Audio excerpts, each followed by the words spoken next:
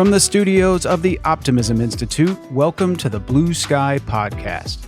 I'm your host, Bill Burke, and in every Blue Sky episode, we'll be speaking to leaders, researchers, and thinkers whose stories and insights will remind us that there is always blue sky above. Sometimes you just have to get your head above the clouds to see it. This Blue Sky episode will focus on global development and the remarkable work being done at the United Nations Foundation. Now, frequent listeners to this podcast will know that I used to work for Ted Turner, and my apologies in advance. I'll be talking about him some more today. But that's because of something you may not know, that back in the late 1990s when Ted pledged his $1 billion gift to the UN, he quickly learned that an individual can't legally make contributions directly to the United Nations. So instead, he started this foundation, and the United Nations allowed him to use their name in its title.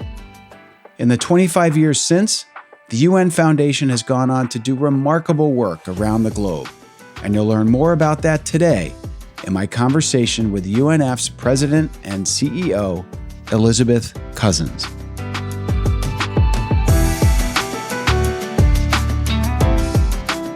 Elizabeth has been at the forefront of global policymaking and innovation for over 20 years and became the UN Foundation's third president and CEO in 2020.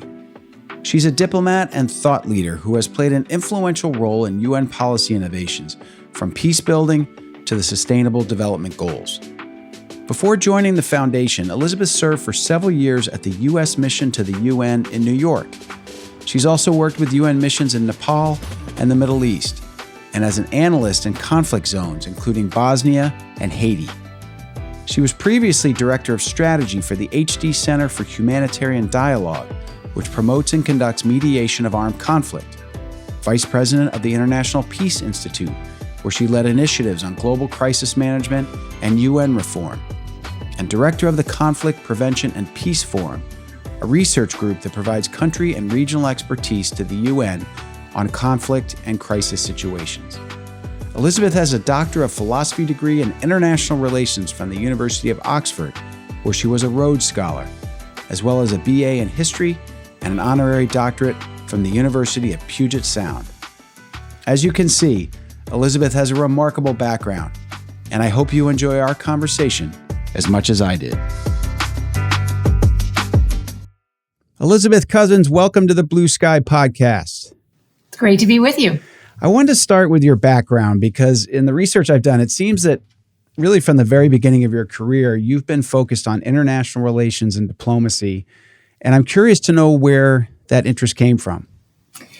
You know, it's a great question because I grew up in Washington State in a relatively small town and just always had an interest in what was happening in the rest of the world. I read a lot as a kid. I had a big imagination as a kid, and I was just always fascinated by a combination of history and other places, and just had a yen to travel.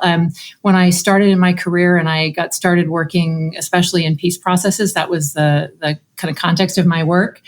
It didn't entirely thrill my parents that the first places I was going to were war zones, but for whatever reason, I was really drawn to those questions and the possibility of making peace in the midst of war. So I kind of early on got very just intrigued by how other people live, how they sort out their issues and differences, and that's kind of shaped my career.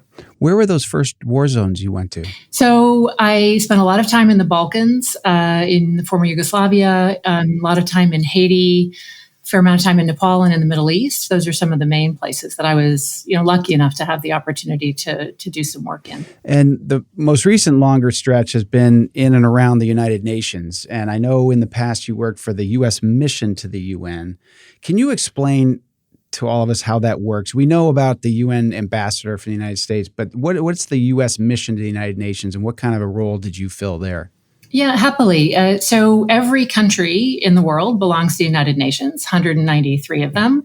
And every country in the world has basically an embassy to the United Nations. So I happen to serve in the U.S. mission, they call them missions, to the UN in New York. And actually every UN city has missions to the UN where there are diplomats who are posted there. So The U.S. mission to the UN does all the work that happens at the UN in New York, the Security Council, work on development, work on human rights, work on gender equality, development, you name it. And so my role, I started out initially running a small policy team for what they call them permanent representatives, the top ambassadors to the UN, to just help think about at the beginning of the Obama administration how the U.S. wanted to kind of play its hand in engaging the rest of the world at a critical time. This was right after the financial crisis, and there was a lot, of stress and challenge in the world. So I ran a policy team for a while, and then the last few years I was there, I was the U.S. ambassador to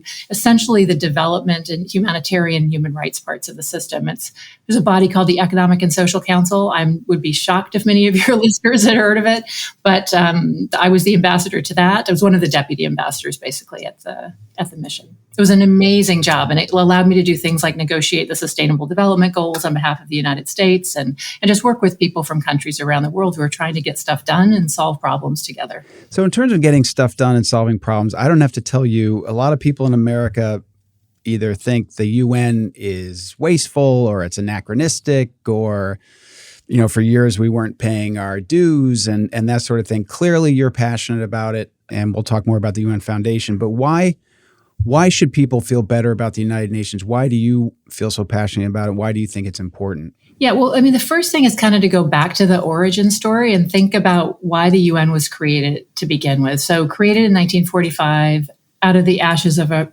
horrific conflagration globally, when countries came together, led by the United States, but obviously not only the United States, saying, we don't ever want to do that again. We want to help future generations prevent the scourge of war was the language that they used. So it was that really basic idea that countries should work together to solve problems together, to try to avoid war, make peace. And they're not going to agree on everything, but where they can agree, they're going to try. And they're going to create an institution that's going to help them do that. Now, the UN is a lot of different things, right? It's that kind of core idea. It's got a lot of different agencies and institutions that do different kinds of work for children, United Nations Children's Fund, UNICEF, a lot of people know that, and very positively. World Health Organization, International Atomic Energy Agency. There's a whole network of institutions that have different jobs, and they're all essentially trying to solve common challenges and do work that no country can do alone, but that they need to do in common. And it is a big institution. And so like any big institution, it has some of the challenges of larger institutions. I think if you wouldn't have to look hard at many big businesses or governments to find some analogous challenges. But, in my career, I've been lucky to work with a lot of the most kind of innovative parts of the UN system and just be really impressed by the professionals that I work with and the bravery of many of them. I'll give you an example. I mean, just think about what it would take to be a nuclear inspector working for the International Atomic Energy Agency. And your job last year is to go into the Zaporizhzhia nuclear plant to make sure it's safe and secure, which is a scary enough job under any circumstance, but you're doing it because it's in the middle of a hot war. That's a brave thing, right, to do. And so, that's why I believe in the UN at its best, and it isn't always at its best. Plenty of failures on its watch, as there are on all of ours, So, but I believe in making it better and always trying to work for its highest principles.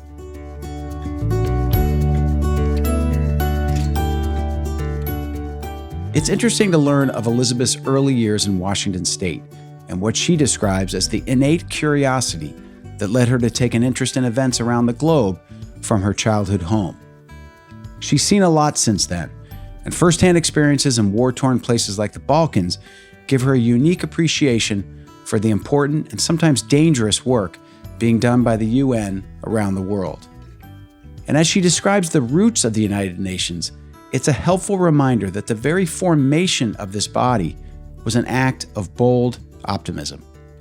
The idea that somehow, after the terrible global conflict that was World War II, countries could come together to solve problems and seek a lasting peace. Clearly, these goals have not always been met, but I think we can all agree that the UN has made and continues to make a positive impact on the world. And as you've heard in other Blue Sky podcasts, the UN Sustainable Development Goals, or SDGs, that Elizabeth worked on have been very influential in the work of development professionals and social entrepreneurs around the globe. Getting back to our conversation, as I warned you, it's time to talk some more about Ted Turner.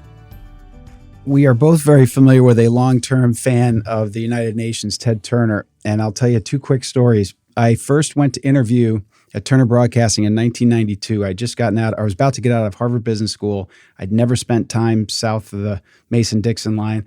And I pull up to the old plantation-looking building, and there are three flags in front. The United States, the state of Georgia, which still had stars and bars on it, so that was a little jarring, and the United Nations flag in front of this it was an old country club.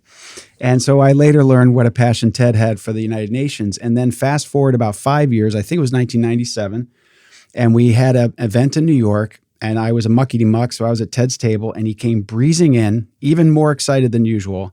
And he didn't say it to me. He said it to someone behind me. He said, "You're not going to believe what I'm doing tomorrow night. I'm giving $1 billion to the United Nations." And we all sort of almost spit our soup out. I called someone back in Atlanta. I was like, "I don't know if I heard this right." And they said, "Do you think it's United Way?" I was like, "No, it's United Nations." And did he say $1 million? I said, "No, he said $1 billion." So he then, in the next 24 hours, he figured out he couldn't write the money directly to the United Nations. So he started the UN Foundation. So that's my brush with the origin story. But so that was more than 25 years ago. So I'd love to hear you describe sort of where, you came in the UN Foundation, where you think it's made a difference. And then the first thing I'd say too is that a sign of respect to Ted is that they even let him use the name. It is it's obviously related, but it's a separate organization from the UN. So I'm just saying a lot, but I'd love to hear your thoughts on the UN, why you were attracted, UN Foundation, why you were attracted to it and doing the work you do. Yeah, that was a really big move. And it's worth reminding people when he did that, it was more than a third of his net worth, which is more than any philanthropist today has contributed proportionally. And it was actually before even the Gates Foundation was created. So it really was the first of a series of big moves. And I think we all owe him a huge, huge debt for that. So in 25 years, and we are actually keeping lists of our greatest hits. So there are a lot of things to look back on, but just a few types of things we've done that I'd love to say a little bit about. So I'm going to give you one very recent example, which is something we did during COVID at the beginning of the pandemic, at the very beginning, at the middle of February, before it had been fully acknowledged as a full-blown pandemic. The World Health Organization rang us up. We've worked with them for a lot over the years and said, "We're going to need help and financial support, and we're not sure, and we don't want to leave a stone unturned. Could you help us?" And so in a few weeks, we created something called the COVID-19 Solidarity Response Fund, launched it on March 13th, if you remember where we all were in March in 2020. And we thought it would be a great service, and we'd be so fortunate if we were able to raise maybe $20-30 million. We raised $250 million within a handful of months. And you started March 13th. That was early. We started on March 13th. We sort of looked at each other and we said, we think this is going to be a really big deal. and we need to leave no stone unturned. And it's one of the nice attributes of the UN Foundation. We have the flexibility. We can do that. And so we kind of turned on a dime. We got really lucky. We did a lot of things we'd never done before. We fundraised in every possible corner of the world. In the end, we had contributions from 650,000 people in 190 countries. We had contributions from over 150 companies and organizations globally. And when they did all the number crunching and evaluation at the end, turns out that more than 50% of the PPE that went to low and middle income countries in 2020 was funded from this fund. It funded a whole bunch of things, but that was among them. And so, if you're a company that gave 10 million, and some of them did, or if you're an individual who gave $5, and that was many of those small individual contributions, you can take credit for that. You can feel good about that because that was something you did. I mean, it just was amazing. So having the privilege of being in an organization where we could provide an opportunity for people's own philanthropic or, just their desire to make a difference in that really critical moment when everybody was so freaked out and scared and trying to figure out, how big this was even going to be, was just an incredible experience. And I think will go down as one of UNF's really signal contributions.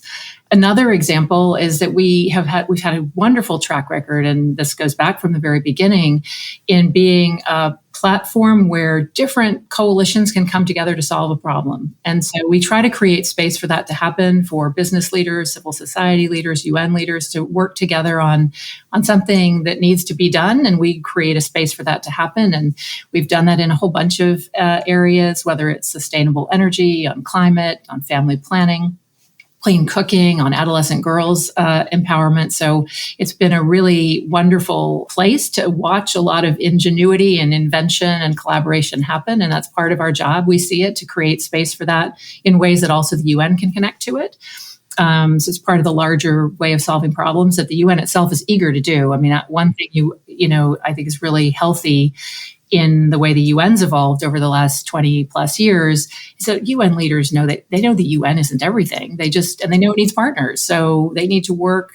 We all have to kind of band together to solve some of these big challenges. And so we create a little way for them to do that. In another project, I believe you were involved in, and it may have been before your time, but I don't think so, was Nothing But Nets. Oh, yeah. There's so many. I don't know where to start. So, well, Nothing But Nets became kind of a household name, I think, but you all never really got the credit for it. Not that you wanted it, but an amazing program. Can you just describe that for people who don't know or have forgotten what Nothing But Nets is all about and what the impact has been? So it did start well before my time, and you may know more about the original history, but it actually started with Sports Illustrated and with the idea that, there are people around the world, especially young children, dying of malaria. And one of the simplest solutions to prevent that is to get bed nets so that they aren't attacked by mosquitoes in the night. And so this germ of an idea was somehow connected to the UN Foundation. I'm not sure what the connecting point was, but we became the place where this amazing campaign and organization called Nothing But Nets was started that has delivered bed nets around the world or financed the delivery of bed nets around the world, working really closely with UN agencies to save lots of lives. And it's actually still here. It's now got a different name. In fact, it's called because in fact, the malaria fight is about nets, but it's about more than nets, right? So it's now called United to Beat Malaria and still doing amazing work. And we're really proud of that history.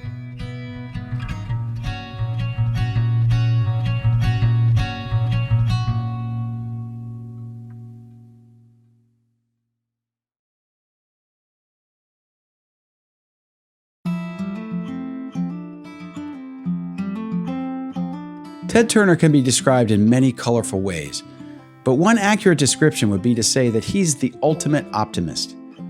He's also been remarkably generous with his philanthropy, and I was glad that Elizabeth pointed out that the $1 billion pledged back then was about a third of Ted Turner's wealth.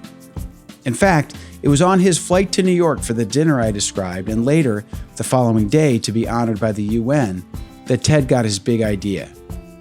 Reviewing a financial statement, he realized that in the years since Time Warner had purchased Turner Broadcasting, Ted's personal wealth had grown from $2 billion to $3 billion.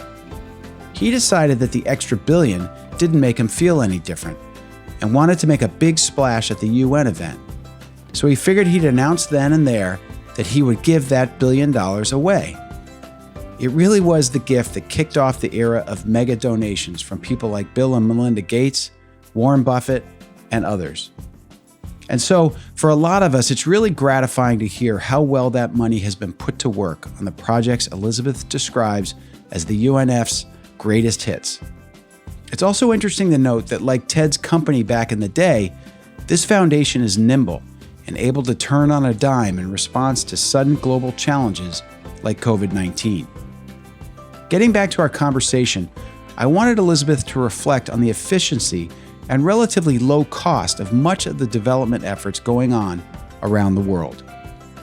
One of the reasons I think global development can be so exciting and why we should be optimistic about the potential is so much of it is really just about the intention. It's not that expensive. It's not, based on compared to American terms, like Nothing But Nets. I forget the bug nets, but I think they're like $5 or something like that. It's not some fancy piece of equipment. And I'm wondering if you can talk about ways that you've been able to be very efficient with funds as you can really improve lives around the world. Well, it's efficiency with funds. It's also efficiency with ideas and knowledge. And, I'll tell you, I spent yesterday morning in a conversation we hosted with a lot of diplomats to the UN and leading poverty experts in the world who are very, on the one hand, we can tell an incredible story about how poverty has been decimated over the last 30 years, extreme poverty in particular. From, in the early 1960s, 2/3 of the planet lived in extreme poverty. Several years ago, it had dropped to, 1/10. So still way too many people, but still an incredible story.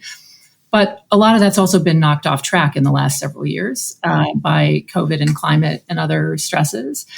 And so the question is how to get back on track. And one of the most interesting parts of the discussion was about just how much we know about the interventions that work, whether they work in economic terms, or they work in policy terms, or they work in how communities themselves want to try to solve their own challenges and try to, find vehicles to support that. So I think a lot of it, there's both the efficiency and the financing part, but there's also really making sure we're benefiting from and learning best practice and what people really know about what works. And, the good news is the solutions are there for almost everything. I mean, there's some that elude us, right? There's some technological solutions that are yet, to be developed, but many of them we have. It's just a question of whether we use them and whether we do it equitably, which is a challenge we know we all face. So how do you, in your role, think about, there's so many issues you could be going after and challenges. How do you prioritize? What are your priorities? And where do you see and hope the world will be that much better in the next, say, 10 years based on the efforts of the UN Foundation? Yeah, well, we like to say we want to try to work on the least number of most important things. So, really trying for focus, but it is hard. I mean, the world is big. There are a lot of challenges. The UN has a comprehensive agenda of its own. So, we work in that context, but we also are really thoughtful about working where we feel we can really make a contribution. So there are a few big priorities that we've had, honestly, from the beginning, and they've only gotten more intense. Climate change and planetary health. We work a lot in climate. We do a lot in global health. We work a lot on gender equity and empowerment for girls and women, which is a struggle that needs to continue, clearly, to go further than we've gone to date. But underneath all of it, the kind of underlying priority for us right now as we look around the world is really trying to strengthen, build, and diversify the base of support for the UN itself. Because it's no secret that there's a lot of tension in the world. There's a lot of challenge and competition, and and that puts a lot of what the UN does and what the very value of cooperation is at risk. And yet we can't solve any of our big challenges if we don't do it together. So we're doing a lot of work with young people around the world, for example, to think about not only ways that they can be supportive and feed into the work of the UN with their amazing ideas and leadership and communities, but how does the UN itself become more relevant and responsive to their needs? Half the world's population today is under 30, and there are 11 billion people who are yet to be born this century. So how do we think about what the UN is going to do for them? So we do a lot of work on this, question of future generations and how to really be thinking ahead about the kind of challenges the world and its people are going to face, and how an organization like the UN and all its partners can really be working on those, smallest number of most important things to make it a better and safer world for them. It's really interesting when you're talking about the support for the UN, and I may just be making this up, but I feel like when I was their age, the UN was in the news more. You heard more about it. You knew the name of the U.S. ambassador. And now we're so distracted by so many other things, many of them quite trivial, I think, but also, Washington politics and all that stuff. I just feel like it's not as top of mind as it used to be. And maybe that's just my imagination, but I think it's real. And I don't know if that's the same around the world and if that's one of your challenges. I think it's hard for almost everyone to get above the fold, if I can use an old-fashioned metaphor. Yeah, right. Since I don't know how many people read papers that have folds. It's a newspaper reference. You know what I mean? You don't know that. So I think that's a general challenge, and it is one of distraction. It is one of maybe a little bit of selection bias in the media that chooses things that may be among the less important to focus on, but nonetheless, they dominate attention. So that's a general challenge. Within that, you're right. I mean, I see the same trend, though I think it varies a lot from country to country and region to region. If you look at all kinds of global polling, actually even polling in the United States, we do polling in the US, and the UN has a consistently, positive rating in the United States. And people don't necessarily, know everything that it does, but it does command a fairly steady level of broad support because of what its job is, to help the world work together to solve problems, and because of the role of US leadership in the institution. But it does have a challenge, I think, making its work feel real and relevant to people. That's among the kinds of issues we're tackling in this work we do with young people. We are part of something called the Unlock the Future Coalition, which brings together some of the world's largest youth-focused and youth-led organizations around the world. And it's all about trying to create opportunities for young people to lead in these international spaces so that their ideas, their leadership can really show up, be counted, and be influential. So we're doing really fascinating work with this very broad and diverse network of young people around the world. And they want to show up at the UN because they value it. They value what it stands for. And that doesn't mean they like everything it does. It doesn't mean it touches every aspect of their lives, but they get that it's an important idea and it's something that should thrive and flourish and should be relevant to them and should actually be working for them. So we're really excited by being able to do that kind of work. It feels like it's part of, it's pretty essential these days. And I think that generation too, just the way they've been raised in technology and everything else, they think more globally probably than we did growing up, right? Just they're seeing it, they're interacting with it. I recently interviewed Charles Kenny, who wrote the Center for Global Development, and I know Charles.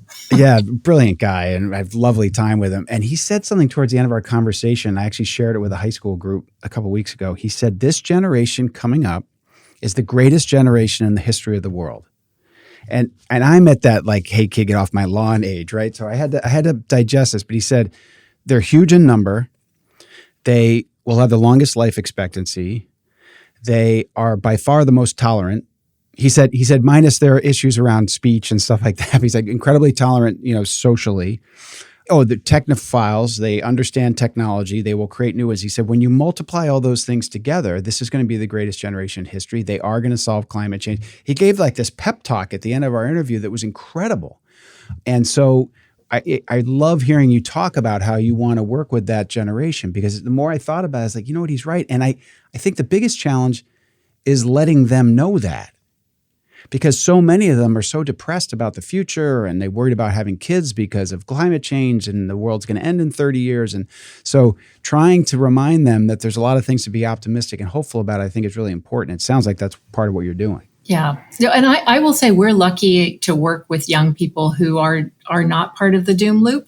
They're very much because I mean, it really matters to them, and they're doing amazing things in communities and they're around the world. I mean, right here in the United States and in so many places. And so I have the privilege of kind of seeing the young people Charles is talking about, and maybe I should actually connect with him on this work, because it's really inspiring. And yeah, it's the best. It's how I get to spend the best part of my days, I have to say.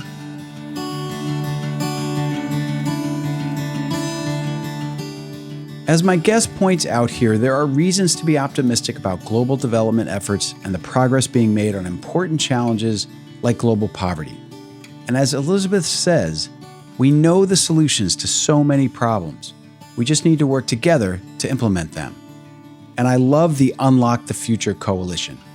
There are millions of inspiring young people around the world ready to do their part. And sometimes they just need a little help from members of the older generations, even if in some situations, that just means us getting out of their way. And now getting back to this blue sky conversation, I asked Elizabeth Cousens to reflect on how the priorities of the UN Foundation, after all these years, still seem to match the causes that the organization's founder believes in so strongly. I think there's no aspect of the UN Foundation that isn't immediately, deeply, and personally touched by Ted. And I feel incredibly lucky to know him and to have the opportunity to have met this, remarkable force of nature. When he started this institution with that big, bold idea and that much of his net worth, he didn't give his name to the institution. He named it for the idea, and he named it for what it was supposed to do. That already tells you so much about this. I mean, this human who has ferocious ambition, has done these giant things in the world. And I'm sure he is a very self-confident individual, but didn't care, but has this humility to not name the thing after himself. So that's the first thing. I mean, you mentioned with Nothing But Nets that maybe UNF isn't as much part of the story. The DNA of this institution is actually not to take credit. That's one of the attributes. It's to focus on the work, focus on the partners. It's all about getting stuff done. And I think that's one of many, many ways. I think that the ambition, that he has for the world is, better than I do. He talks about saving everything because it's worth saving. I think that kind of ethos, I see that in every single one of our board members. It's really powerful. He believes in taking risks. His whole life is about taking smart risks, and we try to do that in our kind of work. And even things. I mean, you will of course know this story, but he famously says, "You can't always be right, but you can always be on time." So there's a mania about punctuality in parts of the organization. He used to start meetings early. He started meetings early, which was downright unfair. But you learned, and you get there at 10 of, and yeah. I did. That's one of the things I respect about him, though. He never wasted your time. Yeah, and to your question about doom, the other among the many quotes of his that are just so powerful is one about it's not much use giving up. It's much more effective to get to work. I think that's another part of the culture here that I really love and is very much him. So I noticed another thread in a couple of your initiatives, an emphasis on data and digital. So when you mentioned girls and women, something I wouldn't have thought about, but it made instant sense when I read about it. Data 2X. Can you describe that initiative? Because I found it fascinating. It's a wonderful initiative that started many years ago, and just looking at the data about women in the economy, women in society, and realizing, first of all, that some of the data is compelling, and in many cases, the data is not there. Women aren't counted, or data is not disaggregated where you can differentiate whether it's a policy issue or it's a demographic question. Where do women show up? Where do girls show up? So this initiative called Data 2X, which I think has got one of the coolest names I can think of, great logo as well, was started to try to improve the quality and quantity of what's called gender data for decision making.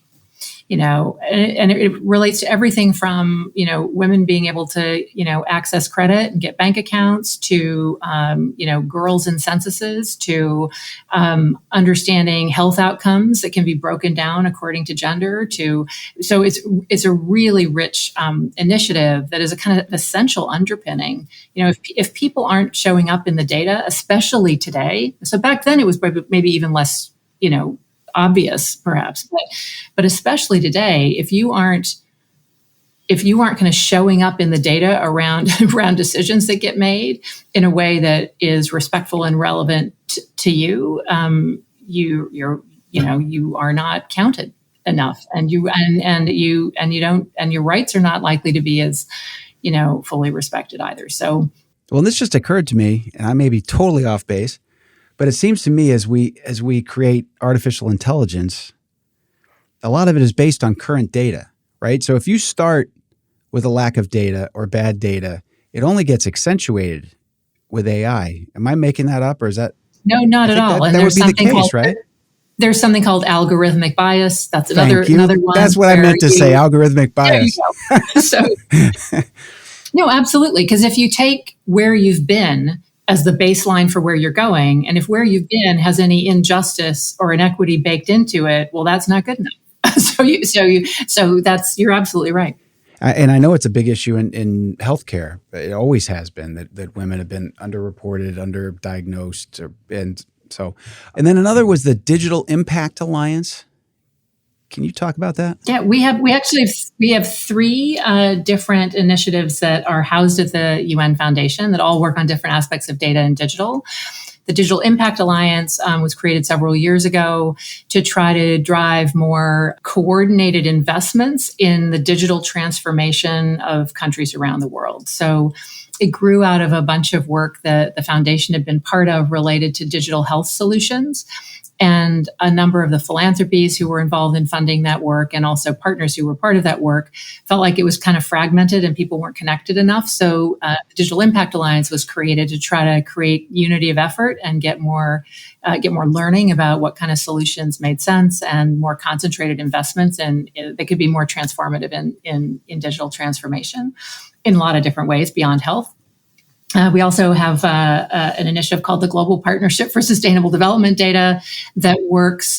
It's a partnership of hundreds of all different aspects of the data communities, data scientists, chief statisticians, private sector, civil society, who believe in harnessing the data revolution for sustainable development and do all kinds of interesting things with countries around the world. So yeah, we're really lucky. And that what that means, among other things, I get to be around some people who are seriously so much smarter than I am and who do really amazing things. And, every now and then I'm able to learn a little bit from them.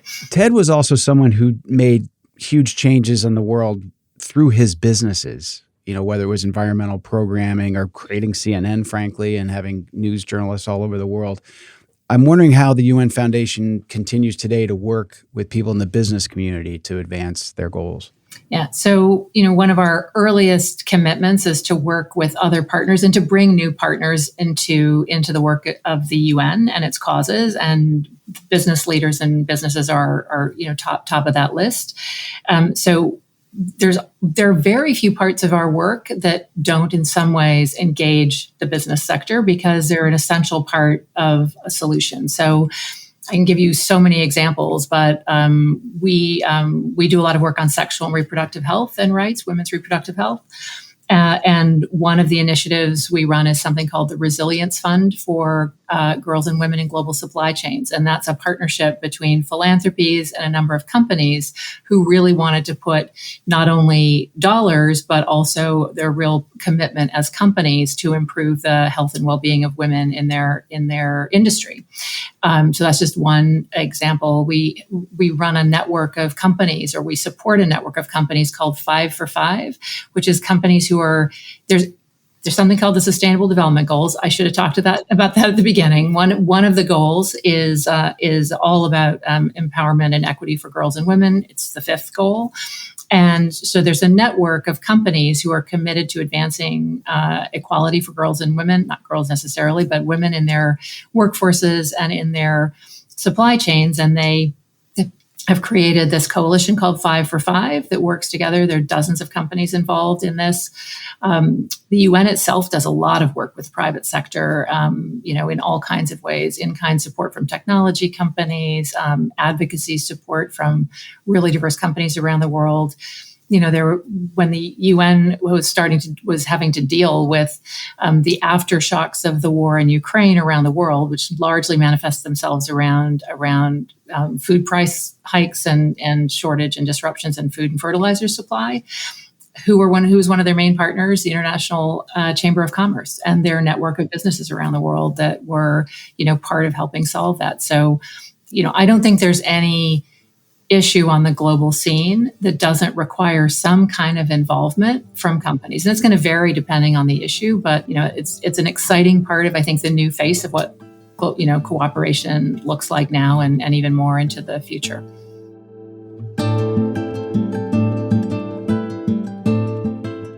In doing the research for this interview, I was surprised to see how much effort the UN Foundation is putting into data collection and interpretation, but it makes a lot of sense. If you're going to work to help people, the strategies you develop have to respond to measurable needs. And of course, it's important to try to eliminate algorithmic bias, he said, using in a sentence this term he's just learned. As we get back to our conversation, I'll say for context that we recorded this interview in June as intense Canadian wildfire smoke had moved from New York and was settled in Washington, D.C. And turning to talk about climate change, I asked Elizabeth to talk about how her organization decides which side of this multifaceted problem they should try to work on. We're constantly asking that question because there's so much to do and there's also so much good work going on. So we always really want to make sure we're coming in the right way that's truly additive in the communities with which we work. So a lot of our work is at the kind of intersection of different sectors because we do always have this partnership gene and this bringing people together to forge solutions. So that characterizes a lot of it. We have a long-standing relationship and partnership we've had around climate communication. So that's one first big part of it, going way back to try to communicate the science, to try to communicate in ways that is accessible to broader segments of the world. That's maybe a little bit of Ted's legacy too. This started many years ago, working with the Intergovernmental Panel on Climate Change, which is a body of scientists who, especially back when they started, weren't necessarily as savvy about strategic communications as maybe they now are. And we were really, are pleased that we're a part of that story and have been for years. But we work a lot around, with different countries who are trying to solve particular dimensions of the climate crisis where, if we think we can play a role, we will. So we're doing a lot of work on oceans right now on the decarbonization of shipping. Why are we doing that? It's a big issue. It needs to be solved. There's actually a critical set of decisions that are coming up over the next year that will set kind of the regulatory terms of shipping going forward. And so we work with a coalition of countries, especially from the Pacific, who have so much more to lose even than the rest of us in this fight, and try to support their diplomatic efforts to get the right decisions out of some of these UN bodies. We do that kind of work too. Amazing. So what gets you out of bed in the morning to keep doing this work? Everything you're describing to me, you are describing with great enthusiasm and positivity and optimism. You face all kinds of challenges every day you come to work. What is it that keeps motivating you, keeps you positive and hopeful and optimistic? I think it's that it's possible. I think it is. There are daunting odds in this world, very daunting odds, and I am pretty clear-eyed about those, and I think it's important that we look at them honestly. But we also know we can solve every single challenge we face. We may not. It's very possible, right? A lot of things can interfere with that. Politics, distraction, all kinds of pressures. But the fact that it's possible, and we're at this window in time where it's going to be decisive. I mean, this is the thing. The next several years will be decisive for every child of the future. Our own children, clearly, but also the future of humanity. And that's really heavy to think about, right? It's really heavy. And it's not like I come to work every day thinking I'm going to save humanity. I mean, that would be a little bit ridiculous. But I am motivated by thinking every day I can make a little bit of a difference. And the issues we work on matter. And we're lucky enough to work with, people with amazing integrity and commitment. And that's super inspiring. So, and it's not like every day is inspiring. I have days when I think, I don't want to go to work. Who doesn't, right? But I feel really motivated by the kind of urgency of the moment and the possibility of it. And all I have to do is get into one of these conversations with these young people I was describing before. And if I'm feeling a little bit down or a little bit distracted, they buck me up and they're so much smarter than I am. I mean, I love. Well, and that's one of the things that excites me about the work that I'm doing and talking to folks like you, because these stories aren't told. And so what, your basic news consumption is all that went wrong today. And meanwhile, 95% of what was going on was actually quite positive. I talked to a guy named Richie Davidson who works in the University of Wisconsin. He's a neuroscientist. And he said our brains are designed to detect difference. And so one of the reasons bad news stands out, he said, it's actually the exception, not the rule. And it was a different way of thinking about it. Yeah. And it's kind of reassuring because it's like, it's not just, one of the reasons it gets your eyeballs is because it's different and it's unique and you're not seeing it in your day to day. And so we got to counter that, I think. And so the way you just described all these remarkable people that you work with every day and the incredible work they're doing, and nobody knows their names and nobody knows the organizations, or few do. It's really important that we try to tell the stories. Well, and every now and then there's just news in the paper. I mean, the other day I was reading about a coalition of businesses, community leaders, city leaders in Arizona, and work that they're doing to conserve water resources in very inventive ways, or in the Yakima River Basin, which is the state I'm from. I mean, where there's a kind of different way of collaborating around that challenge. And, that is also inspiring. Yeah. And I think also as the impacts of climate change get more real, before we started recording, we were both comparing stories about being in the smoke the last few days. And if that doesn't get your attention, when New York City looks like Mars, because of fires that are actually close, but not that close, you just realize this is serious, and we're all in it. And I think COVID helped us with that too, because it was a truly global challenge. It wasn't an isolated event on this continent or this island over here. It was all of us. And so I hope we can learn the lessons from that and work together better going forward. So Elizabeth Cousens, I thank you so much for the work you're doing. As a huge fan of Ted Turner's, it warms my heart to see that this thing he cares so much about is in such good, capable hands under your stewardship. I really appreciate it. And I know you're very busy, so I appreciate you also taking this time to speak with me today. It's really been a lot of fun. Bill, it's been an incredible pleasure. It was great to be with you.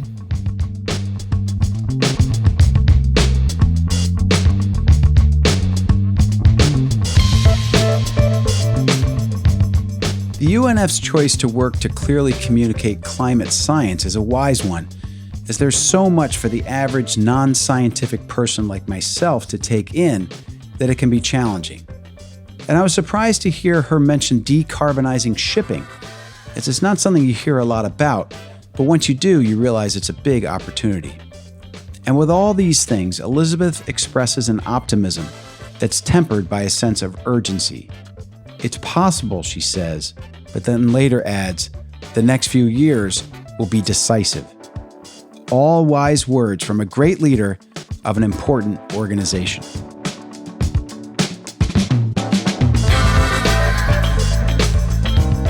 Thanks for listening to this Blue Sky episode with UN Foundation President and CEO Elizabeth Cousens.